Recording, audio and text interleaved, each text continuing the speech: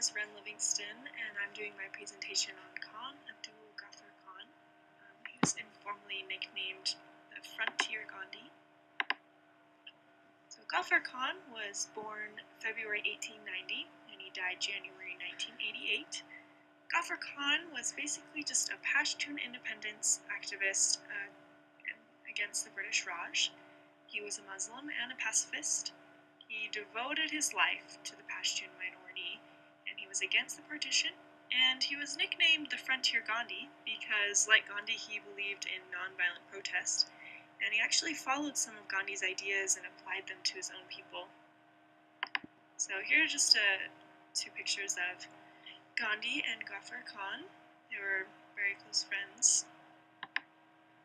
Here's a quote from Musharraf-Din about Ghaffar Khan, and it states, "Ghaffar Khan told his people not to lose patience. He said, 'There is an answer to violence, which is more violence, but nothing can conquer nonviolence. You cannot kill it, it keeps standing up.'" So I love this quote because it's just saying that violence is definitely not the answer, and in order to make a real difference, then nonviolence is definitely the way to go. So Ghaffar Khan's main accomplishments were that he was a leader of Khudai Kidnagar. He joined the Caliphate movement. He formed the Afghan Reform Society, and in the 1930s, Gandhi actually invited him to be one of the members in his inner circle of advisors. And many more acts, boycotts, and movements he joined or started against the British Raj to protect the Pashtun minority.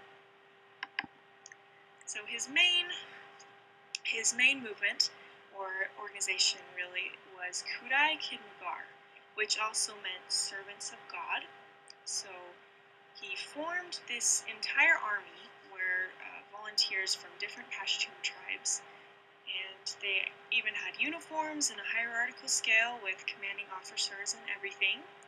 And it actually started as a movement to improve the education for Pashtuns, and then it kind of became a nonviolent revolutionary act against the British Raj. And though the Khudai Kidnagar started in 1930 with approximately 1,000 volunteers, by 1938, only 8 years later, there were more than 100,000 volunteers in its membership, so it's pretty impressive. So the short-term goals, was to increase the funding for education and health and agriculture, but mainly education. The long-term goals was to retaliate against the British Raj. And what they did, they took the oath, then formed platoons and learned how to be an army. And they protected even the Hindus and Sikhs, and opened schools and maintained order at public gatherings. They separated into different groups to take care of each tribe. The results of this organization was that in the end, they finally forced the British to raise the funding for education, health, and agriculture, and they protected the Pashtun people, and even, Muslims and also the Hindus. And Ghaffar Khan was actually sent to jail multiple times, and he's probably spent half of his lifetime in jail. And one time when he was sent to jail, members of the organization surrounded it and started protesting against the injustice, and the British fought back and ended up killing 200 unarmed people. And the British then took action and made this movement illegal, but once they released Ghaffar Khan from jail, they just lifted some of the restrictions on the movement. So, in conclusion, basically, the people just loved Ghaffar Khan. He received multiple awards: the Amnesty International Prisoner of the Year Award.